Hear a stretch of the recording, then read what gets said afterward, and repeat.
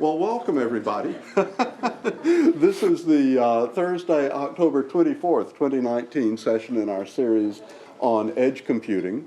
And I'm Richard Dasher. I direct the U.S. Asia Technology Management Center. We're very happy to produce this series with support from our member companies. We hope you'll all stay afterward and enjoy some refreshments outside where the list of our member companies is displayed. And today we're continuing our discussion of use cases for edge computing. So we started off with talking about 5G networks, and we talked about AI chip acceleration. Then last week, really, we had our first use case scenario, which was autonomous vehicles. This time, for a very different reason, we're going to talk about edge computing, specifically as a way to deal with privacy issues in regard to medical data. So our speaker is Dr. Thomas Clozel, who is the co-founder and CEO of OWKIN, which has only been around since the year 2016. But OWKIN uses machine learning to integrate biomedical images, genomics, and clinical data to discover biomarkers and mechanisms associated with diseases and treatment outcomes. So the reason here for edge computing is to keep the analysis where the data is located so as to be in compliance with HIPAA regulations, European GDPR regulations, and other things that really have, up to now, made it almost impossible to look at distributed databases with medical data. So Dr. Clozel is former assistant professor of clinical Onco-Hematology at the Hôpital Henri Mondor in Paris. French thing. Perfectly said, yeah. Thank exactly. you. And previously accent. he was a research fellow at the Weill Cornell Medical College, and he had led several projects focused on prediction of resistance to chemotherapy and beta cell lymphoma. So he comes from the medical side, which means that the artificial intelligence side were people that he connected with. And we'll ask him to talk about how he got started with this and what his vision for OWKIN is. Thanks so much for coming. Thanks so much for inviting me. Hello, everybody. Very happy to be here and to discuss with you what I think, and hopefully you will think as well, is the future of medicine and research. I just want to go through a quite quick presentation to try to make you understand why today we are still having troubles to make new drugs coming into the market. We've been on the peak of new drugs happening in the industry with immunotherapy, which is a drug that modulates the immune system to treat cancer, with gene therapies, which is a way to probably solve some cancer. Some hepatitis C has been treated completely, so we have been to a peak of really, really good discoveries. But now everybody knows it's going to be like a big time where no revolution might come in the patient world. And the reason for that is we still have a problem of doing medical research efficient. The problem is we don't really know how to integrate the new tools. We don't know how to have a good access to medical data. And there might be a lot of ways to actually be more efficient on the way we bring new innovation on a yearly basis and no half a century every time to give better care and better outcomes for patients. So I just want to think with me about what is data and medical data today. And I really believe it's an unsolved question. And this is really complicated because who the data belongs with. So just imagine you have a woman that is pregnant and she's in the hospital, right? She's going to give a lot of information to her physician about her history of pregnancy, about her medical conditions. And all the informations are going to be written down in an EHR. She's going to get some kind of imaging, hopefully not too much because she's pregnant, and maybe some genomic tests for her and her kids. The big question first is, all this story, we call it electronic medical records, who does it belong to? In the US, where you pay for your own data sets, right? You give a lot of money for your insurances. You would say it belongs to me. That's kind of pretty much straightforward. And in France, where the government is paying for everything and you're paying pretty much zero, when you go to French hospitals, you're paying nothing. The data belongs to yourself. It's your body, right? Or it belongs to the government that paid for it, because you haven't paid for anything. And actually, who knows the answer? Nobody. So today, we are building AI and access to data on the big question mark on who the data finally belongs to. And in France, for example, just to give you the set of things, we know who a data set, a research data set, belongs to the researchers. But an MRI or electronic health records belonging to a pregnant woman, we have no idea. And this can even go further. Who does an organ belongs to? So there's really funny stories in France recently. I'm taking the example of France, but it's the same for the full Europe. You know, when you give birth, there is the placenta that is linked to the baby. And the placenta, a lot of women want the placenta back because in some ethnies, such as the Mexican ethnic, say we do a lot of things with it as a tradition, or people just want to have this placenta back because it comes from the body of the mother. It was linking the mother to the baby. However, a placenta, no one knows who placenta belongs to in Europe, which means there is a lot of situations actually happening where the mother asks for the placenta back and the doctor is like, no, it's mine. I say, no, but who do you know? And literally, like, no one knows who a placenta belongs to because it's half the baby, half the mother, and there is no legal actually accreditation or no legal definition of who a placenta belongs to. And you can imagine the situations where just a mother asking for her placenta is being denied the access to her own organ. And this is reality, and it's actually real situations. And then, like, just imagine you say, okay, well, we just do accept that medical data belongs to the patient because this is how it makes sense, especially in countries where there is a private healthcare sector that pays for it, where people pay to get their own data. The big question is, can you actually sell this data online, right? And just giving one example of a company called Genesis that has developed a blockchain technologies with a token way of being paid to just put your own EHR data online and just see if you make any money from it because there's a lot of buyers for this type of data sets, right? What do you think about that? You know, it has to be like waking up, yeah, we can do it, maybe we should not do it. There is a lot of companies in the genomic space as well, one called Nebula Genomics, that is doing the same. You just put you spit on the tube, they do your genomic testing, they do a SNP profiling, it's little markers in your DNA, and then whatever happens is you can just complete a lot of phenotype data, your own characteristics. I like to drink this type of alcohol, I don't drink this, I do sport, and then they're just going to sell it with the link of your data set, and you might make money or not. I actually did it, I haven't made money, maybe my phenotype is not very interesting today, but you have ways to monetize your own data sets. But does it really don't belong to you? That's another question. And it's worse than that. You pay money to 23andMe to be able to sell your data. Right, it's even worse. Of course, but you're not always aware that your data are going to be sold. So when you do 23andMe, you know that they're going to keep the data. They might be used for research purposes, but it's not explicitly sold that they're going to sell the full data sets to AstraZeneca. Let it happen, which makes sense. But you know, people are not the information is not really loyal to people today in these fields. And so the other question is, imagine that on the patient level, and if you want to go to a more upper level, which is the cohort of patients, right? Who a cohort of patients belongs to. So I'm just giving you, this is a New York Times article from last year. About a very, very famous New York hospital that I'm not going to cite the name, has actually given access, exclusive access to the cohort of patient data to one AI company. Saying, okay, you're going to give me an exclusive access to these data sets. No one else will have access. You cannot sell it as a provider to any third-party company. We will have access to this patient. And against it, you're going to give us shares in the company or just money, really. The problem is the owner of this company was actually working in this hospital.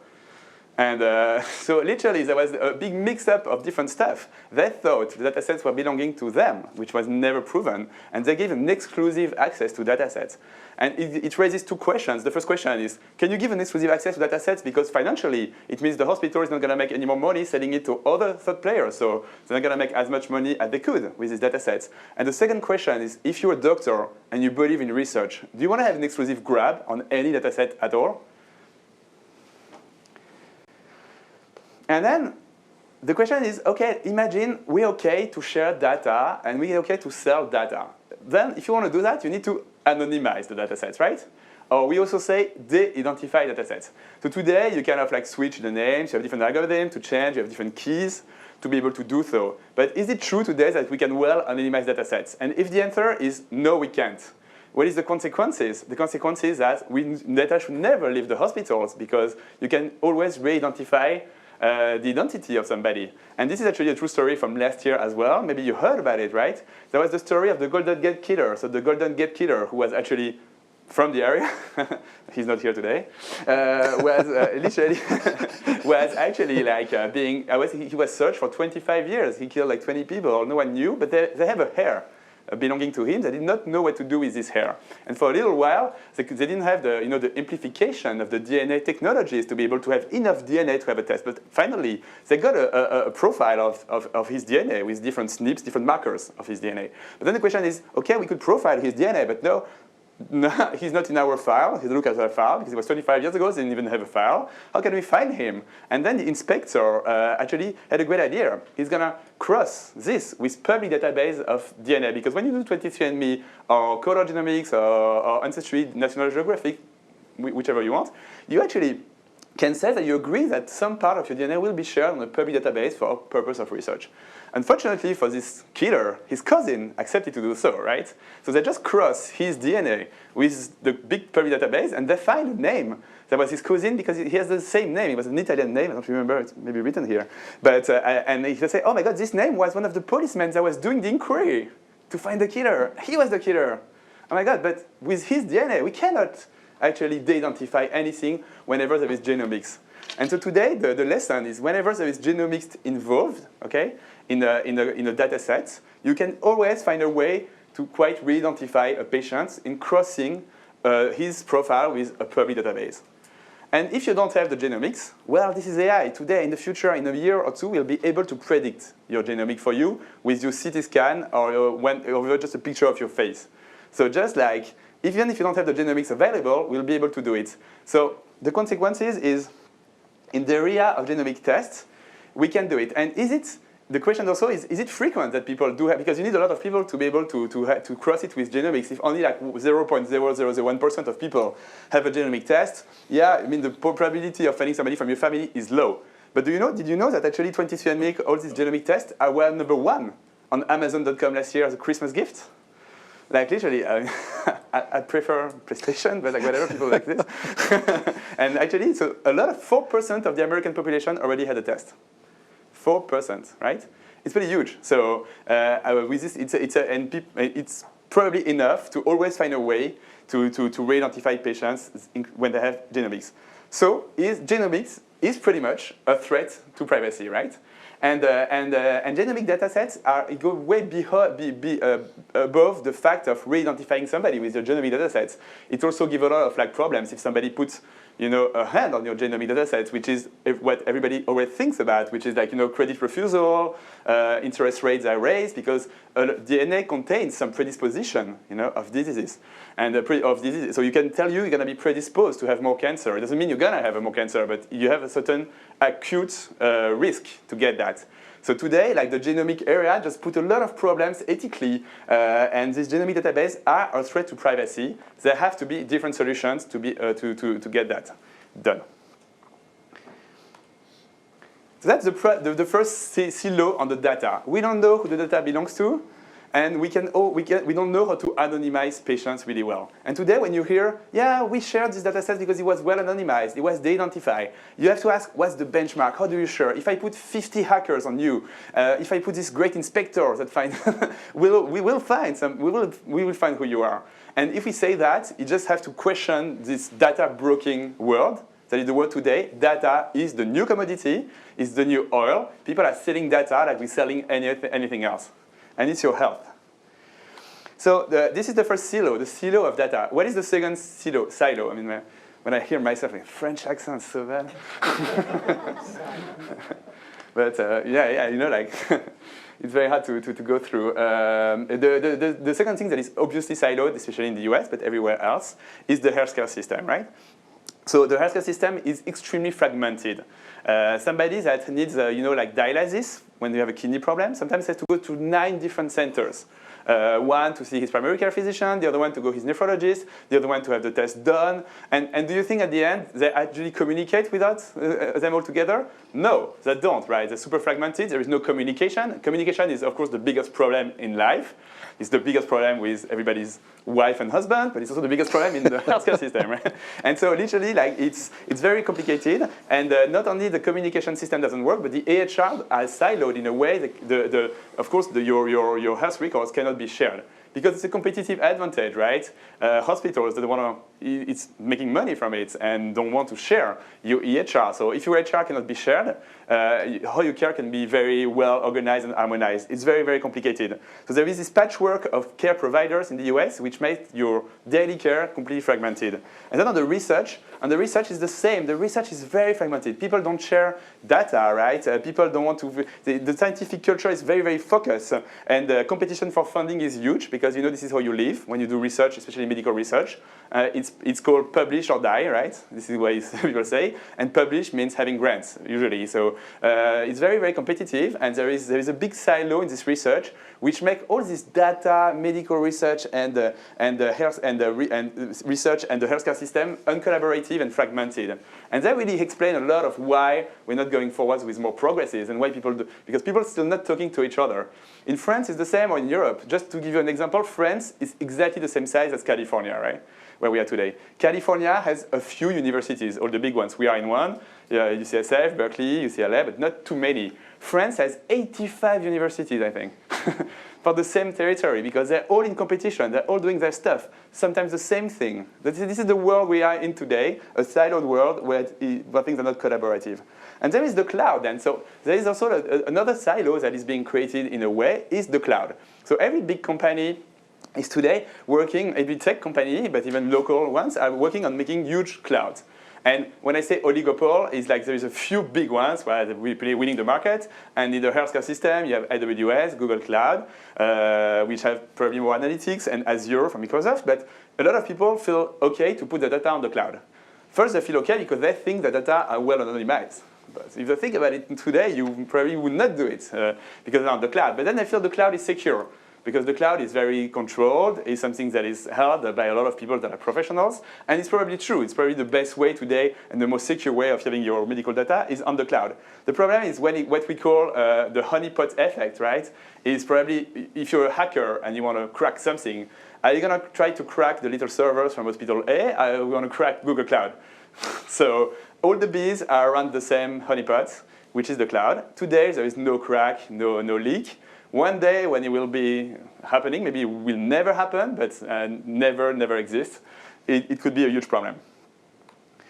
So what is the solution of all these silos? And I'm just today to speak about one of the solutions, but there are many of them, right? It's called Federated Learning. We think it's a solution to solve the data problem, the siloed healthcare problem, and the fragmented care problem in maybe a more minor way. But it's one of the solutions we want to develop in our company called OWKIN. So what is the idea of federated learning technologies? And federated learning is just a new way to have access to data with a vision. The vision, it means, I'm a doctor, I think my patient should not share that data out. I don't want the data of my patient to be out of the hospitals, and I want people to collaborate, right? So the technology just solves that. It means like before what was happening, the standard approach is data are pooled in a server, in a cloud, aggregated together and analyzed. On the way that, after aggregation. The idea of federated learning is you don't need to aggregate data sets. It's just like the models will be trained locally, and then it will travel, but the data stays on premise within the firewalls. So the data will never leave the hospitals. And it's not only true for data, healthcare data is true for your mobile phone, right? Your mobile phone today, the data are uploaded on the cloud and be analyzed with different analytics tools on the cloud in an aggregated fashion. But in the future, you will have your little AI models or your little analytics tools that will just go on your mobile phone and train locally, so your data don't need to leave the mobile phone. And Google is doing an amazing way of trying to develop this technology for digital solutions, which also give a lot about how they see data sets. They also they try to think about the way we access data in the future in a safe and privacy-preserving way as well.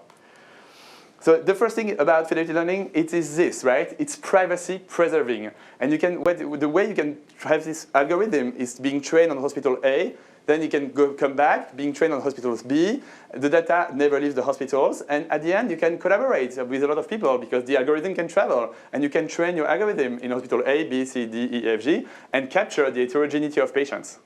Today, a lot of AI solutions are built on a specific country, and then when you try to use it, right, it's not robust, it's not global, it cannot be globalized because it was trained on a specific population and it works very well on this specific population.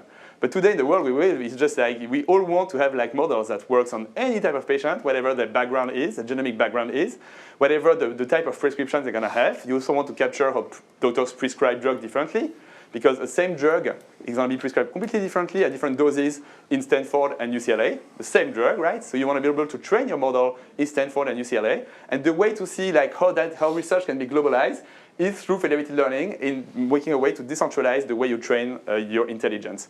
And at the end, what does this this decentralized intelligence result in a collective intelligence, right? Because you can train things with multiple people in the same area.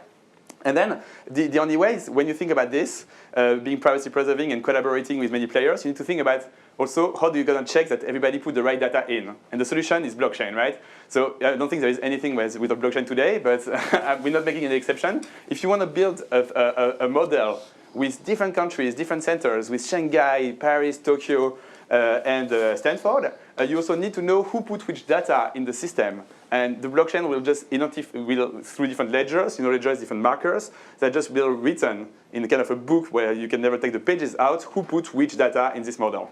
So the ledger and the blockchain is a complementary solution of traceability that is extremely important in an environment when you want to train things with different hospitals and players. And then at the end, what is the two things that are possible with federated learning? We think the models are going to be better generalized to different populations because it was trained on different populations as well. You can use one hospital as a validation test. You know, AI is all about how you validate your test, right?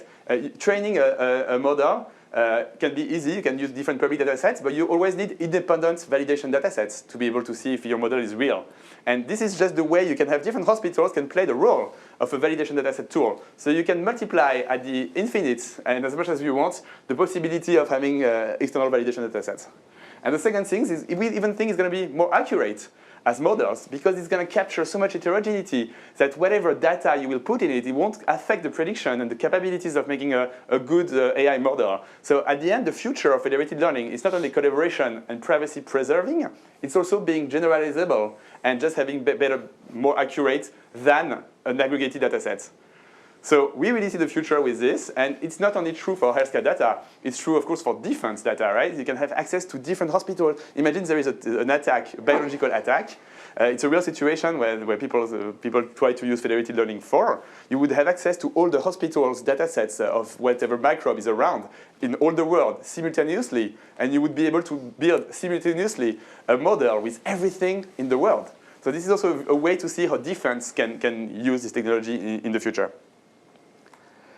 And there is also other benefits you can speak. So the maybe less possibilities of cyber attack because you don't have a cloud. You have local clouds or local servers where you train your models, and you have multiple. So if one is being hacked, well, it's not as bad as they all were, right? You can simplify all the political silos because, of course, everybody has political complexity about like trying to collaborate together. Here, you can just train the algorithm. You don't need to have years of negotiation with every hospital trying to like break the why we are not working together. And I'm sure in the Stanford is not working with UCLA, that is not working with Berkeley whatsoever in any case. And then the traceability and interpretability that I told you about to really understand who put which data points in the model. So this is just come to who we are, and so we want to make this federated learning happen to create the best ecosystem for people to develop better drugs. We want to build the best platform of drug development in the world, and we are ambitious to do that. And our ambition comes from 3 years ago, where I was an assistant professor. I was treating lymphoma patients, and I was trying to build a research program on how you can predict resistance to chemotherapy. And I was in Cornell, and I was in Paris. I was a PI in Cornell, and I was in Paris treating patients. And I didn't find a way to make Cornell and Paris collaborate. And I was like, what the?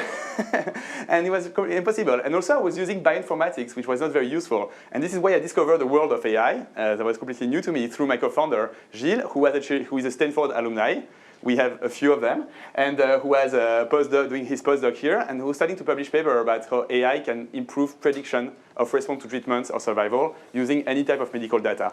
So we created, we were created 3 years ago. We are around 90 people, And we are mostly French as a company, philosophically, but also, but legally we're American. And we got like good funding from different venture funds, including Google Venture, and I have the chance to get my investor here today, Adam, and Fidelity, F-Prime, who is a biotech fund. So we really have funds that understood the intersection of healthcare and tech, which is pretty rare.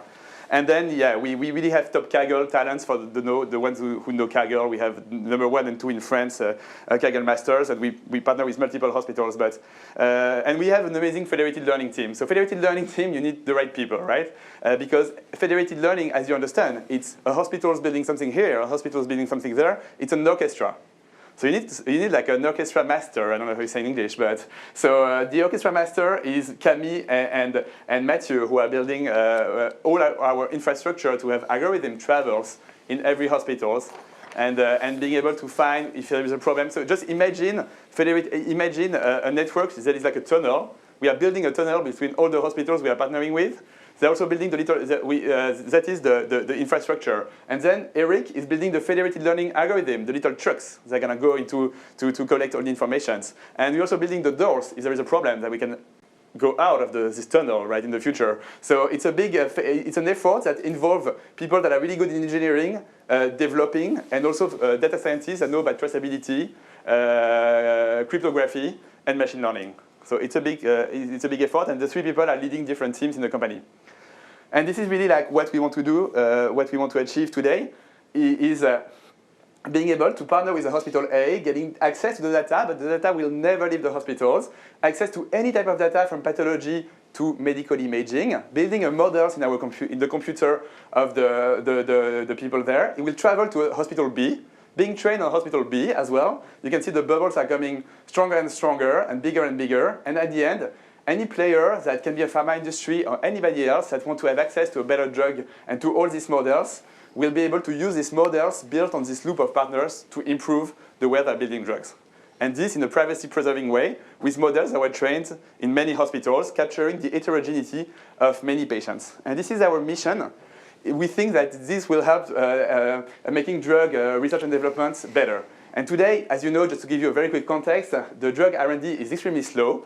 10 years to develop a drug, sometimes less than 1% of chance to be able to do so. It's extremely, extremely long and very risky, as you know, because it's very complicated to build drugs. The chemical part is extremely long, 6 years. And the return on investment is exponentially decreasing. So we need more approach that are data-driven.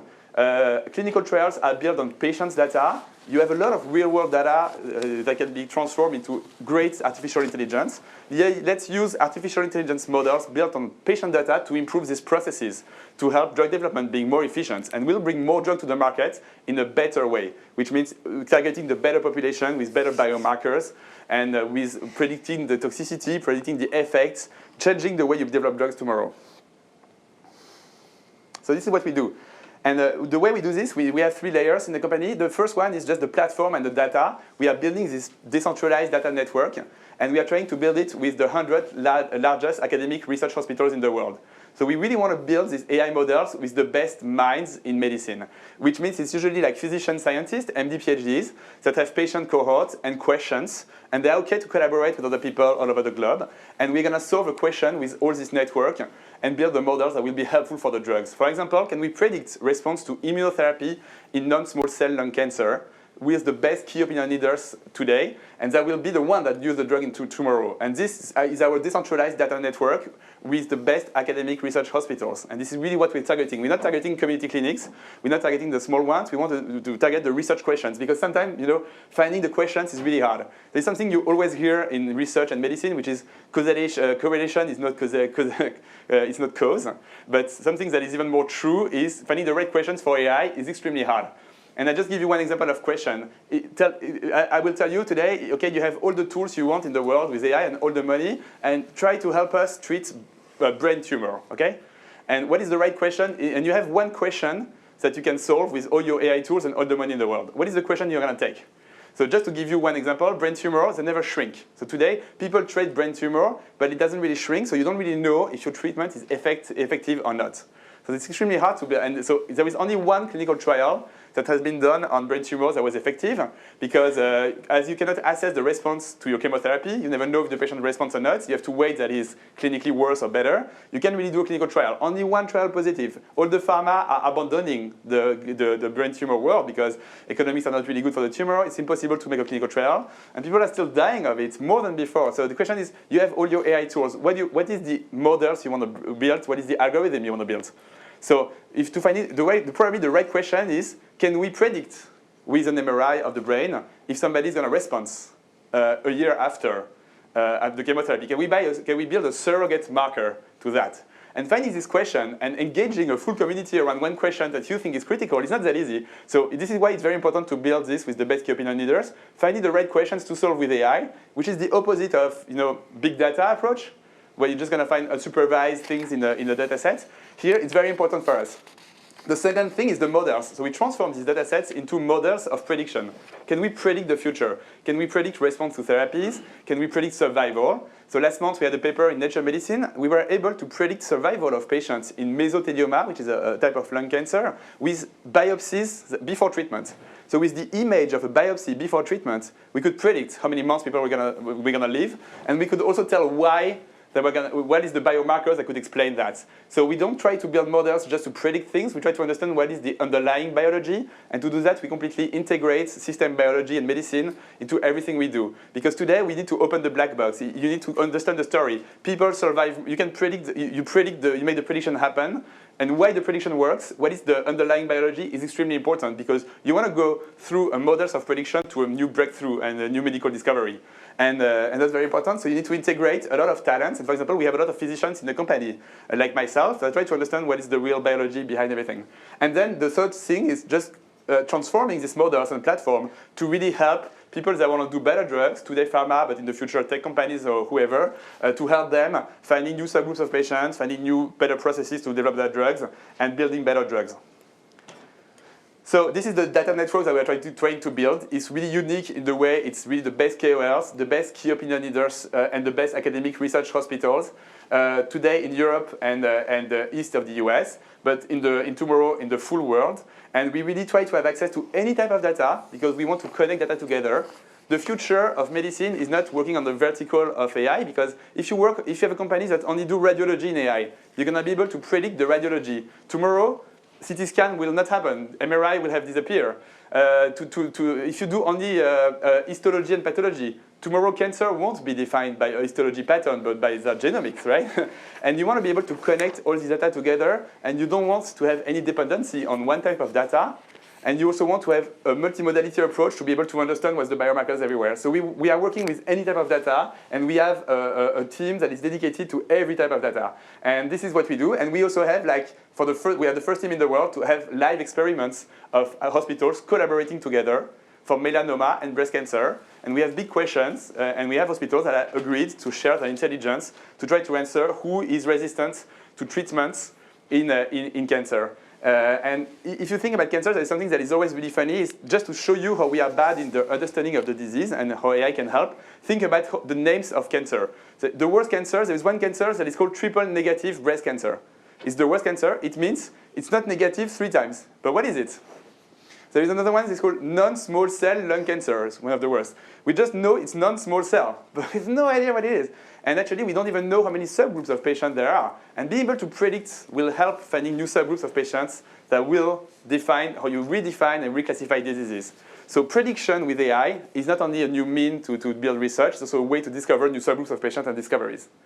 So how we do this, we equip our data network with servers or local clouds. We put our platform on the servers, and then the researchers can just upload their own data sets, are usually curated, self-curated by them, and it's the best key opinion leaders in the field, to be able to start training an algorithm automatically, and if they want to, share to a larger community. And this is really, the high impact models I've been talking about. So today, at the end, we're trying to build the largest library of models in the world that can be applied to medical research, like prediction of response to different therapies in different cancer, prediction of cardiovascular risk, prediction of toxicity for immunotherapy, because every new discovery in medicine always comes with a certain degree of toxicity, right? And you want to be able to predict that. And it's not only amazing for research and for discoveries, but it's also amazing because it can help the pharma to develop better tools. And so our technical platform looks like this today. It's really like a platform that is a big software stack that is trained on our loop of partners, and that literally like connects two different types of tools. The first one is a federated learning tool that allow people, and traceability tool that allow people to connect to a loop of partners, our loop or their own. And the other one is a tool that really enables people to build their own machine learning models themselves. So it's a tool called auto machine learning tools. If you have a question, you go on the model. You don't need to know anything about machine learning, and you can make your models yourself. And this is important to scale, because if you want to be able to scale the loop of partners in the future, it's very important for us to be able to have this medical researcher doing their own AI models. And this is about what is the vision of AI for medical researcher. I think the AI won't accelerate. I mean, it will accelerate a lot of processes in radiology everywhere. But for me, the biggest impact of AI tomorrow for doctors, it will be augmentation, right? We always split augmentation versus acceleration. And augmentation is just how can you make new things? Can you predict a survival of a patient with a CT scan? Can you predict if he's gonna be of a different group and should have a different treatment? Can you predict toxicity? And this is what is exciting, right? It doesn't replace anybody, it just gives you more superpowers. And really, I think augmentation is about everything. And this is the future. And if you want a doctor and you want to use AI, you don't need to understand what is a neural network. You don't need to understand what is a XJ boost, whatever. What you need to understand is how you teach the machine.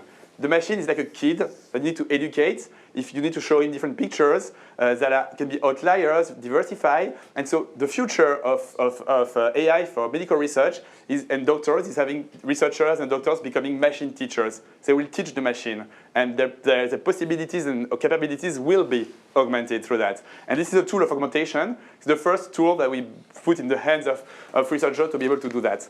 And at the end, and these two products are trained on our loop of partners to be able to get access, always privacy preserving, to the right data sets. And so now I'm just going to deep dive a little bit further in what's really the thing that make me come here today is our federated learning technology. And so this is something that I'm not an engineer, so but there is really like three stack. Our technology is one stack with three different components that is very important, and that really is the way to build. And what I want to show you is not the solutions, it's the complexity and why it's extremely hard to build federated learning for medicine. The first reason is you need three stacks. I will tell you why. The second reason is if you want to build federated learning, it's not the same if you want to train an algorithm on different type of data. Because if you want to build an algorithm with different sensors on radiology, everybody will have a different device. One will be Siemens, one will be GE, healthcare, or the other one will be, and you need to be able to harmonize this. So this is extremely complex, but it's the same. It's a different problematic for pathology. And that's a second problem. And the third problem, no, this is the two main problem.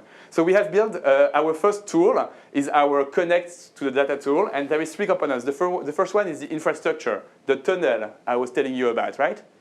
The second one is at the top is the strategies, is how you want your little truck, your little FL model, to go in the tunnel. Do you want to go them very fast? Do you want them to stop at every hospital to be trained for an hour, for 2 hours? Do you want to be then trained twice in the same centers? You have different ideas. You can train things in a different way. Do you want to cut this data set in twice and the truck will come back? So it's just a way to imagine a network, right? And the second one is it's just the network, which is what's the material of the tunnel would it be? So it's very complicated because you have different ways of doing things, and no one knows the solution because it's a new technology, and you need to be able to iterate things in a very, very rapid way. And so it's really described here. So the infrastructure will be open source because the infrastructure is really how you get access to the data. And I told you there was a ledger technology, a blockchain technology. And so you need to be, blockchain by definition has to be open source. And so we are building a new tool that is going to be open source tomorrow.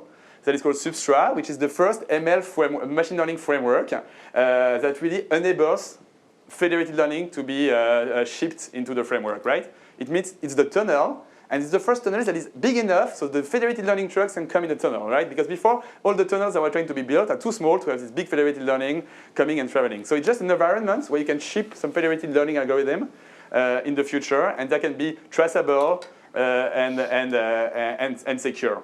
The second thing is the backend infrastructure that I told you, the FL networks, that is a software just dedicated uniquely to federated learning. And the third one is literally the algorithms themselves. And you have one for pathology, one for radiology, one for multi-images, and they have different performances that you can ship. So there is really 3 different components to be able to do, and the first one has to be open source.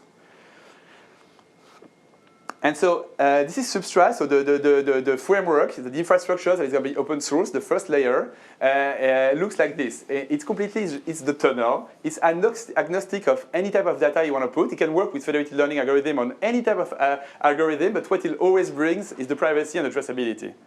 And it's just the way to have a little tunnel, the little way to communicate, to have different centers communicating with different type of data sets, different type of algorithm, and different type of strategies. Strategies is just a way to have your algorithm live within a certain framework.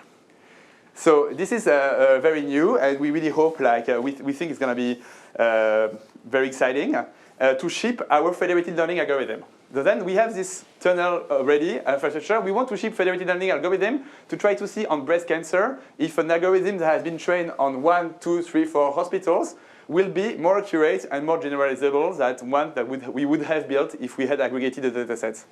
And so there is really 2 configurations in federated learning that are possible, but it's just a way to open your mind about it, because it's or you just have your algorithm traveling from point A to point B to point C, but there is no a centralized node, central node.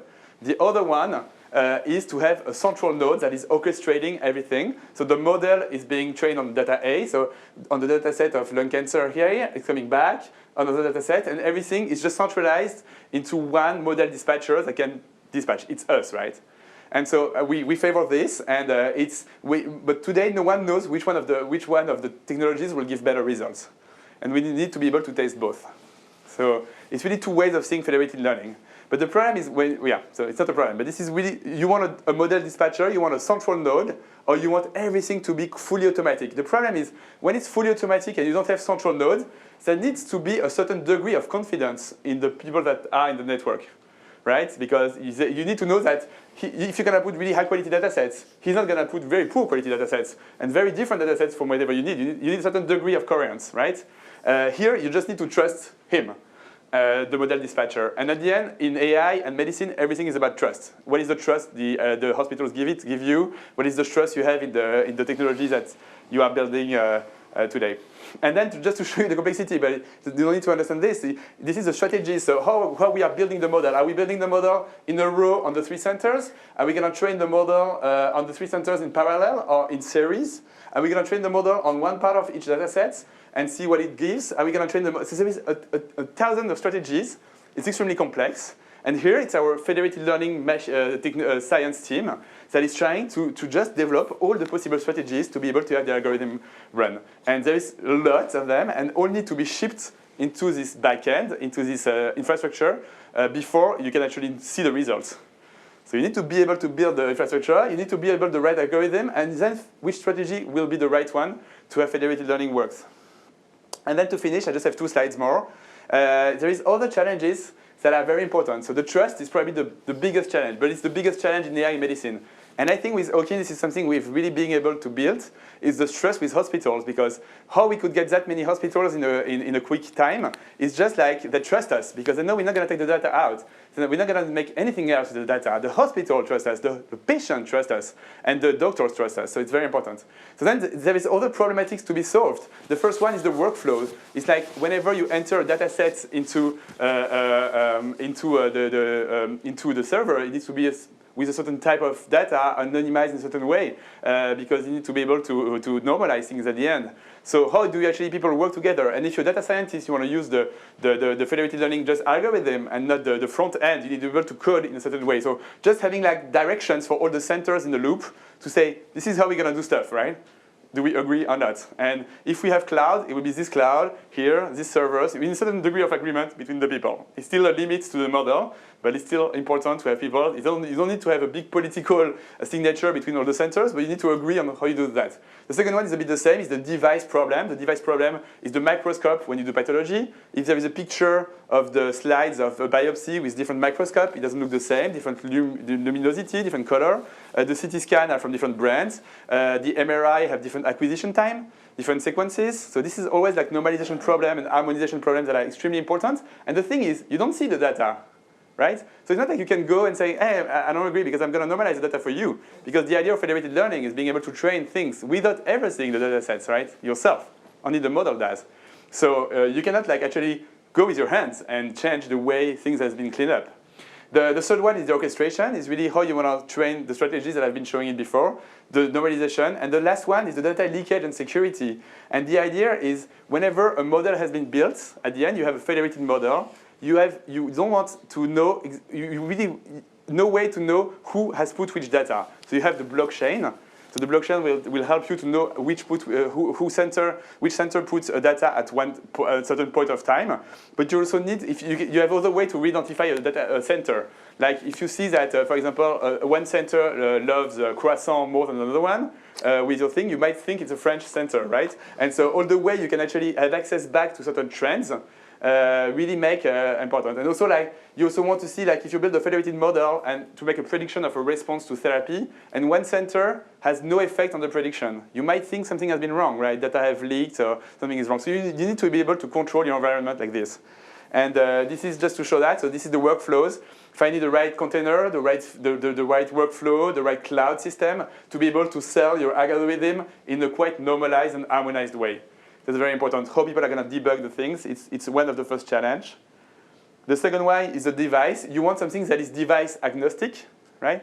You want a model that will work on any type of CT scan or any type of MRI brand in the world. And that's a big challenge. And at the end, federated learning will be so strong that you can put whatever you want in the model, whatever, even if like, I don't know, like Samsung comes with a new CT scan, it won't affect the model because the model is so device agnostic that whatever you do, and this really corresponds to the reality, right? If you have an AI model, say, okay, but my AI model does not work on your Philips machine, I'm sorry. Your patient has to go to a different hospital to have our AI models being trained on, right? It's just not the world cannot function that way. So it needs to be device agnostic, and it's a very big challenge. The second one is what I told you, is data normalization and harmonization.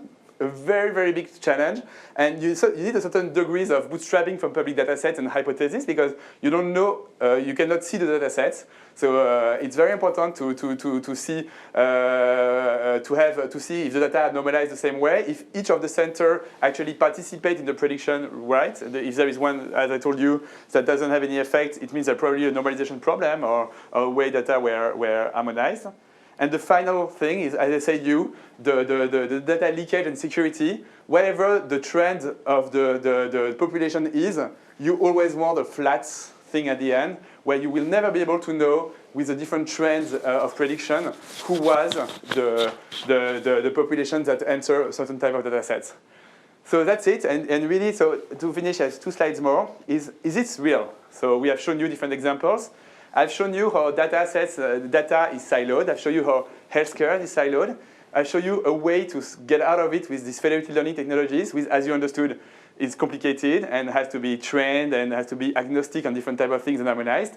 But and now it's really real. So we have different projects that are coming to test the efficacy of our system. And there is 2 projects, for example. The first one is the project that is forced. It's called Health Chain. It's a French project and with a European grant. And the idea is having 4 hospitals sharing different algorithm on breast cancer and melanoma. So it's the first time in the world where like actually 4 hospitals that don't know each other with different populations are sharing intelligence on these on 2 very bad diseases.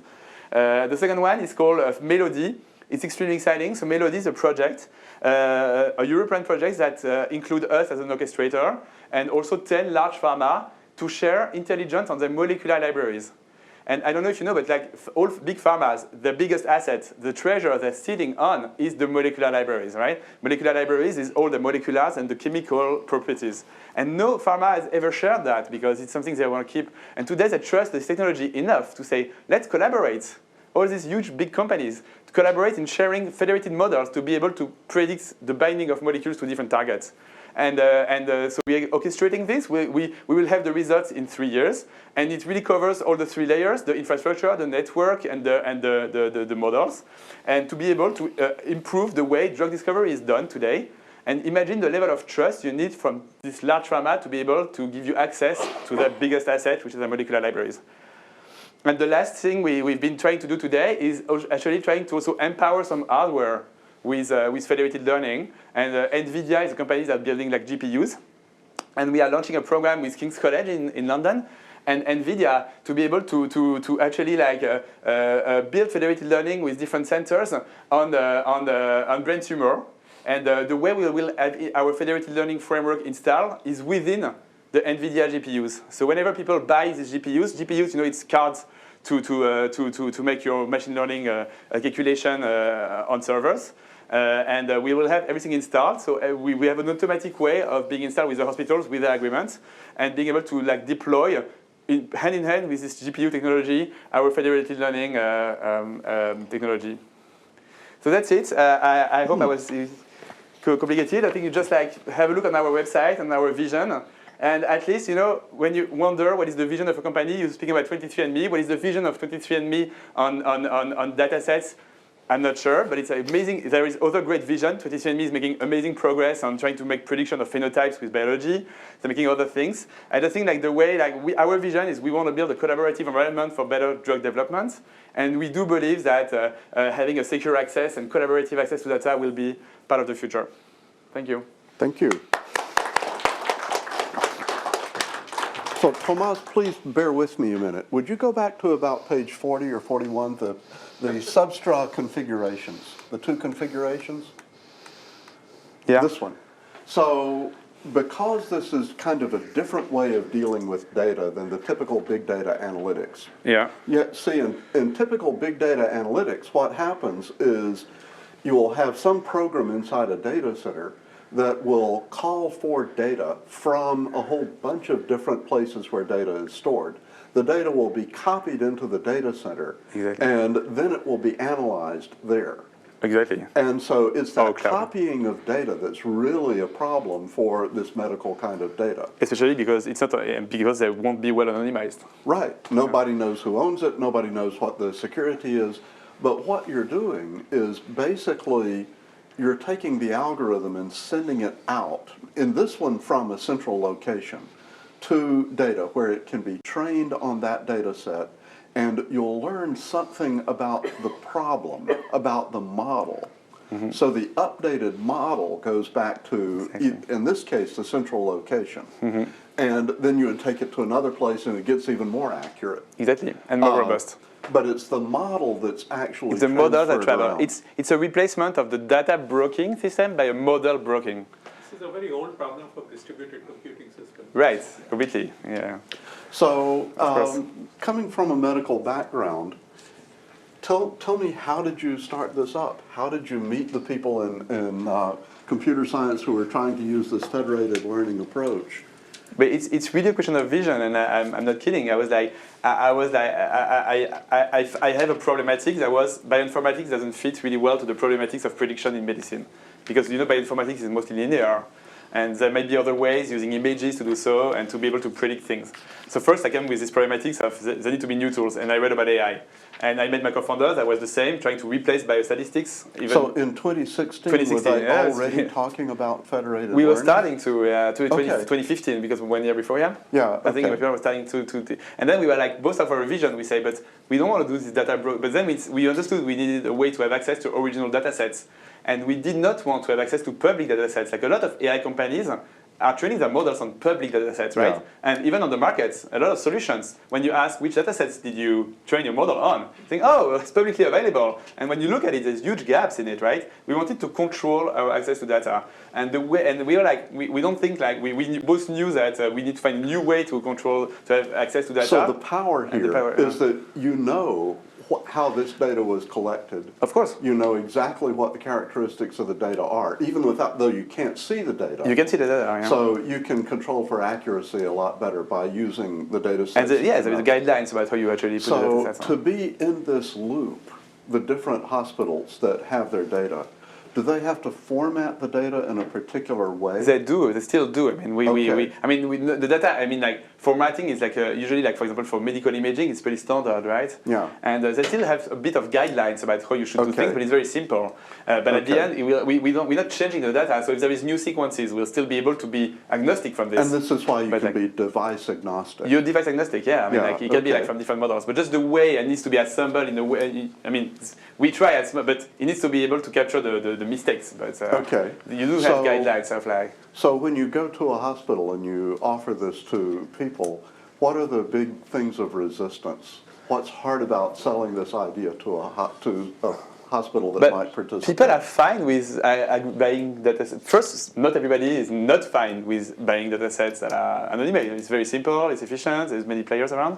So the first resistance is like, oh, it's okay, we need this access to federated learning, but why not? I think like today it's shifting because there's been this scandal, you know, in New York. There's been like these NHS stories. There's been different stories, and the mind of people is changing, but slowly. And I think in the future, people will understand that just data not moving from hospitals is just a very simple way to do things, right? And you don't think about leakage, and you don't think about security. No, I think. But people, is there more pressure on the original developer of a model? Typically, an AI model will get, what, 80 or 90% what you think is really going on, but then you leave the rest for the data to kind of tell you. As you go through the training set of the data, then it does become more accurate. You don't have to specify everything in the model up front. No. But yet, does this system put more pressure on the original model formulation? No, it doesn't. I mean, it doesn't. It depends which models and which type of data because it's very, very data dependent. And but I don't think it really puts more pressure on the pressure is on the infrastructure and the environment. Okay. Really to be very stable and to be extremely you need to be extremely sure to show that no leakage can happen whatsoever. The traceability is very important to know exactly what. And if you make a publication, you need to know exactly who did what. Everything is complicated in this setting, right? But the future is I don't see 5 hospitals. I think training every model on 40, 50 hospitals with different populations. Okay. And, and these 2 projects that you mentioned at the end, can you go back to that slide? At the end, you had the 2 big projects, the Melody project. Yeah. Okay. So how far along are these now? When did they start? This is going to be probably published in March. Okay. So hopefully even before. And we will see what federated learning in real life is given as a result, and which is very exciting. And this is going to be in 3 years. Okay, so it's going to take a lot of time because here, it's 3 years ahead because it's all the infrastructure, being able to accommodate with all their IT infrastructure, building the tunnel, and then having the right federated learning models for molecular binding. So kind of a nosy question. The company's raised about $30 million. You've got this 10 million euro project here, but you've got 80 to 100 people in the company.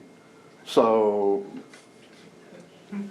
this is not a very long runway. No, but this is like, so this goes to the dedicated teams that are paid by these grants. Okay. So on the 85 people, we have pretty much 20 people that are auto-financed by these grants. Okay. And I mean, like with 26, it's enough money to make it live. For now, and we try to auto-finance these federated learning projects as much as we can, but it's also the core of our technology. We really want to stay #1 on that. And, and, so and we also, I've got one more question for you before I open it to the audience. So the company's based in New York. Well, yeah. Why? Sorry? Why? Because we are a healthcare tech company, so we should be in SF, but because with French is too far, or we should be in Boston, but it's a bit too boring, so we should choose New York. So we are based in New York, but most of our tech team is in France. France is very good for for mathematics because we have not a really good history of biology. We only had 1 Nobel Prize in the full history of medicine Nobel Prize, and it was not the best one. We don't put a lot of money in biology, like the US. But because we don't have money, we have like tables and we can write on it, and we are good in mathematics. So I believe with France, the amazingly good resources for machine learning and data scientists. You did not consider coming over here to the West Coast? Never. I mean, I grew up here. I grew up in San Francisco, so my parents were at UCSF when I was a small kid. No, I mean, San Francisco is amazing. It's far from Europe and just very far from being two teams here. It's obviously, and I think like keeping talents in San Francisco is extremely hard. So we didn't want to have this pressure on talents. That's a very important point. Excellent. Okay, thank you. Thank you. Let's open the floor to questions. Kasha, you second. Go ahead. Can you comment on the ownership and profit sharing scheme in? It's a very So the partners in the loop, right? Yeah. So okay, so the way we do this today is we install all the infrastructure, the servers sometimes, and the programs and the softwares with the hospitals, right? Hospitals are not our clients. We are completely free, but we keep the IP of the models. That's really something that we keep the ownership of the models. The models that are being trained are our own. So what the hospitals get is access to the research. But then we revenue share with the hospitals, the money we make. So what the hospitals get is revenue sharing, augmented research, publications, new tools to be machine teachers, connections to other hospitals, and we don't take the data out. And trust. Well, okay, but that's already a lot. For free. So access to shared research results that involve data from a lot of other hospitals without having to give up your data. Exactly. Yeah, right. Okay. You next. My question is, there is no standardization of EHR data. There's such a confusion between hospitals, between computer systems and... Well, it's structured, because in Europe it's even unstructured, yeah. Yeah. On top of that, the reason there are public databases is because we need large enough data. The 100,000 genome project in the UK and other similar projects is all about generating adequate data to be able to run AI models. I don't know how you're addressing that issue. So it's self-curated data sets. And the third question is related to that when a new device comes out with higher resolution, then one hospital has higher resolution data which none of the other hospitals have. So what's the relevance of how does your model work when there is so much disparity between the kind of data that's gathered? So there are three related questions about the data. On the EHR, you need to understand that the data set that I put on the servers in this model, it's related to a specific question, and it's curated data sets, right? So we don't really try to gather with a big EHR data lake. So they first collaborate on the data collection before they even start it? Oh, yeah. So the KOLs are responsible for curating. Yeah, I mean, it's but this is also the richness of the people who have curated the data sets in the servers are key opinion leaders that knew about the question and the specialists. So the way it's curated is very rich. It's self-curated data sets. And we can help with it. It's self-curated by the group because they have to have similar... Of course, but it started, I mean, the first, but I mean, in a harmonized manner, but they're responsible to curate their own data sets. And so you don't need to actually go to data mining in big EHR here or there. Although we have to, we did it in the past and we know how to do it, even on regular, so EHR in Europe, and unstructured. We don't have Epic, right? We have nothing. And we have built technologies that allow us to find the right features that we need with NLP. So we know how to do it if you need it, but the best situation for us, this is always you need to see this as a consortium towards one question, right? It's an AI consortium. And to answer the adequacy of the quantity of data. Sorry? So you start out, before you ever use one of those hospitals for training data, you really need to have an adequate amount of analysis to go into the model to start with. Of course. That's why I was talking about the public database comes in, because that's gathering adequate data, like genomic data, which you currently don't have. You may have 23andMe all over the country, but that may not relate to cancer patients, or it may not. So it's the very first training of the data. Yeah, so today we are not integrating any public data sets in our federated. So the answer is, first, we try to be multimodal, so we have access to more data per patient, right? Because we train models on different types of data sets with data agnostic. And then we develop a lot of transfer learning technologies to be able also to take, to be able to have cross-fertilization between the models that really help us in small data sets. But the idea of this is having large data sets in connecting. And if you think of one... So I think the point is that if it works, you can't really argue. I mean, really, basically... So just take the example of pediatric cancer. 3 years later.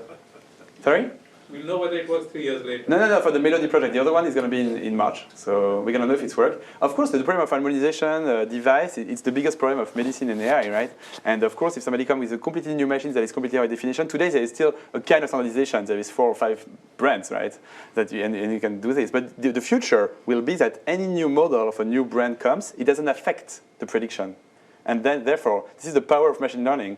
In the future, we really hope that any new thing won't affect the AI, and therefore, you don't even need to do this huge harmonization anymore. If you have so many centers that you won't have a big... It's an anomaly when you have the higher resolution that you can't resolve. Right, no, for sure, in this case, right. Yeah. Okay, we've got our next 3 questions. You were first, then you, okay? Go ahead. Along the same lines, this is all based on having reliable, accurate input. Oh, yeah, for We sure. know that's not true. Well, but this is So how also... are you going to handle that? But so how do you handle when you go to a doctor and you're not sure it's going to be accurate in your personal endpoint?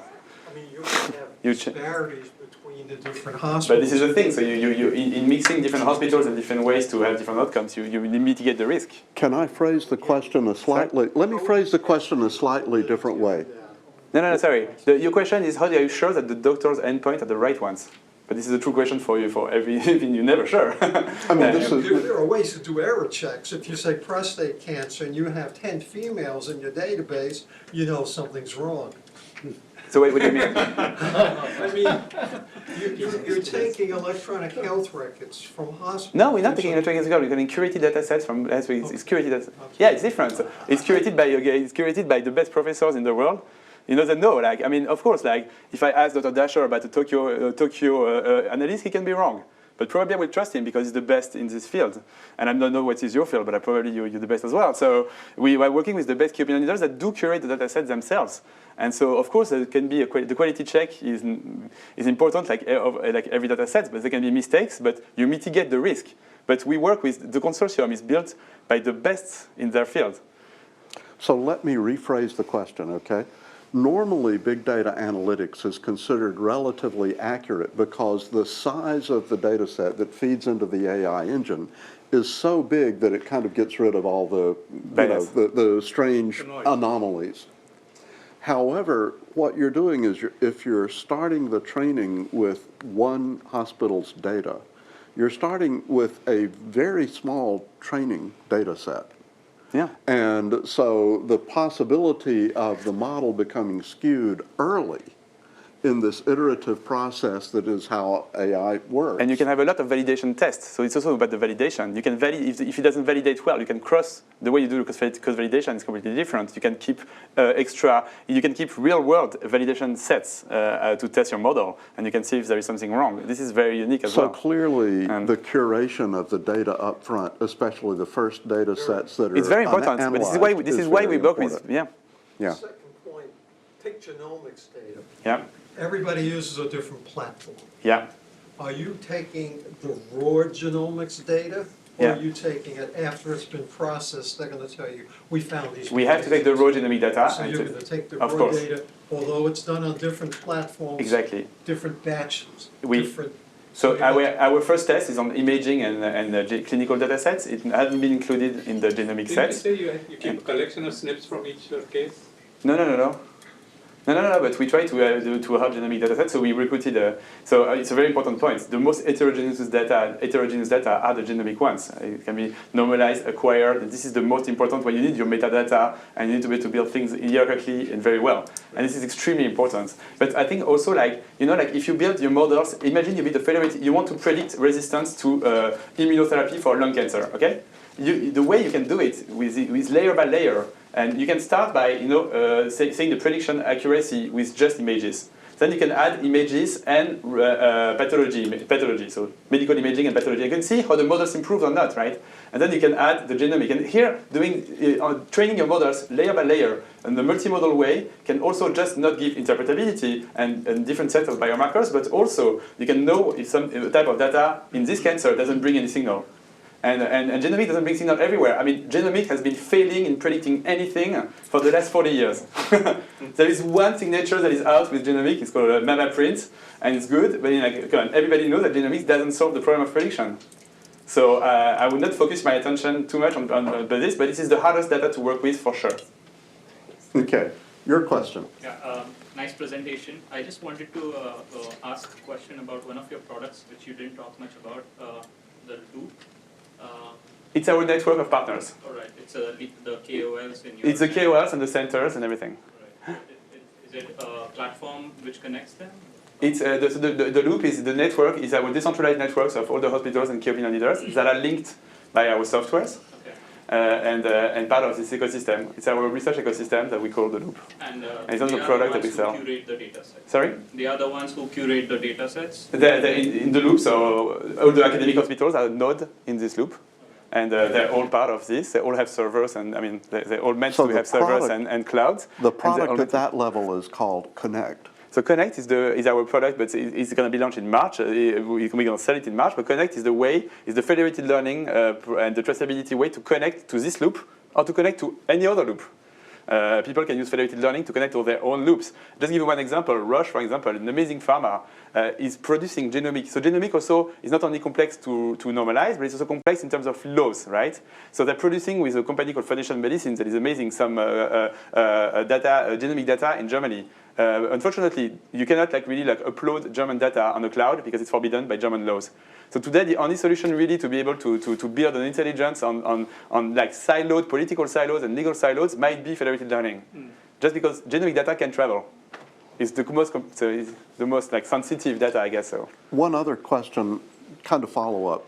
The other product that I've seen associated with OWKIN that you didn't mention is Socrates. So Socrates is our studio, yes. So it's the name of Socrates is this auto machine learning platform to be able to collaborate with data scientists or just to train your own algorithm yourself. Okay. So it's the platform that allow you, and I'm happy to show a demo very soon. So that's kind of the whole picture. It's the whole picture. Okay. And it's associated to federated learning. You can build your model, and then you can ship it to other people that will want to train it with you. And you need a question, right? Okay. Regression. You had a follow-up? Yes, just a follow-up from the previous question. In this federated learning infrastructure, if the data is not put together somewhere, how do you tackle the challenge of normalizing the data sets? But it's exactly what I've been talking about. So this is I've been talking about that. It's a good question. It's the most important one. So really, you have guidelines when you build a federated learning models about how people should curate the data sets all together. And then you try to build the algorithms that will capture the different mistakes and the different normalization between it. So we have different algorithm of normalization. We have different algorithm also of weak labeling, which is a way just to automatically have a label without the annotation to see if there is a difference between your automatic labeling and the labeling. So it's also another way to control the quality of the labeling of your images is to be able to annotate things and segment the images yourself. So it's a whole process, but for sure, normalization is the biggest challenge of this. But because it's self-curated data sets and people it's a project every time, everything is kind of standardized. But hopefully in the future, when you have, that's true for 20, 30 centers, but when you have 300 centers, if one center does not normalize things anywhere really well, you might not affect the full stability of the models. And when model will be stable enough, when you have these problems, it won't be that much of a problem. Today it still is when you have 10 pharmas, and the 10 pharma has received a guideline about how you should prepare your data sets. Otherwise, it would be too messy, right? So if you're also having a research problem as the basis for the algorithm must also have some sort of a basic sampling function too. Are you doing auto sampling? What do you mean auto sampling? Which one of the? Of course, we're doing so many cross-validation. Okay, Yeah, we we do thousands of different cross-validation. You exclude one center, you take one center out, you take one center in, you take one part of the data set. This is the strategies I've been showing before. Okay. This is part of this is how you cross-validate, and the capabilities are so much bigger when you have so many actors to play around. Okay. So, yeah. Thank you. Go ahead. So I had a question about federated machine learning with the pharma companies. So some of the things that people are asking us about is, what if my data is more valuable than yours? So what if it puts you into a new chemical space and you're just clustered in a very small area of your data? If you can't see the data, are you also asking for metrics around the data as well? So it's a very good question. I think first, so we never see the data, and we hope that. For example, for the Melody project, Stanford Pharma trying to predict how the molecules are binding. We don't know which part of the library is going to put in the training set. So we have no idea. So maybe what we want the training set is being as diverse as possibilities in terms of chemical categories, but we have no idea. So we cannot, the idea is that you can really force it. So there is guidelines to enter the data sets, but there is no guidelines of how exactly which is the substance of the data set you can put into, because if not, it would be cheating. So the idea is still being like, so yeah. But of course, like it's the same problem with revenue share. When you want to revenue share a model that has been trained in 10 hospitals, some people can say, okay, but I was the first hospital that gave my data. So like the same amount of data doesn't have the same value between a IUC of 0.09 and 0.9 and 0.91. It's extremely complex. Of course, this is all the system, but I think like it needs to be a kind of a good spirit and open collaboration. And I think pharma starts to be able to do so. So I just give another example of federated learning, clinical trials. Alzheimer, everything's failing, right? Why not sharing the control arms of Alzheimer trials to be able to try to understand new subgroups? Is there already responder that could be in common using any type of data? So I think like federated learning can also like go to a lot of different spectrum and layers of the pharma to try to be able to solve diseases where nothing has been understood before. Okay, go ahead. In the section where you talked about new drug development, you mentioned the goal of wanting to understand the underlying biology. Mm-hmm. Can you tell us what decade? No, so this is, I can show you, so I can describe my paper from last month in Nature Medicine. So the paper in Nature Medicine, and very, very welcome to read it, is so the question was, can we predict a survival with pathology biopsies of mesothelioma patients? Mesothelioma is a cancer where people die very quickly. It was linked to asbestosis before, people in the mines. There is not so many mines around, but still the cancer is increasing because we have discovered a new mutation, BAP21, that is actually linked. So there is a genetic predisposition to this cancer. So we were like, it's still a problem. Can we try to understand if we can predict, because we always try to predict first and then we understand. It's called reverse engineering. So we try to say, can we predict the survival of people using pathology images? So the biopsy before the treatment, can we predict how many months? And we could actually, with the pathology images, an image, predict how many months the patient could survive quite well. And we discovered actually a new subgroup of patients with this prediction that were living twice longer.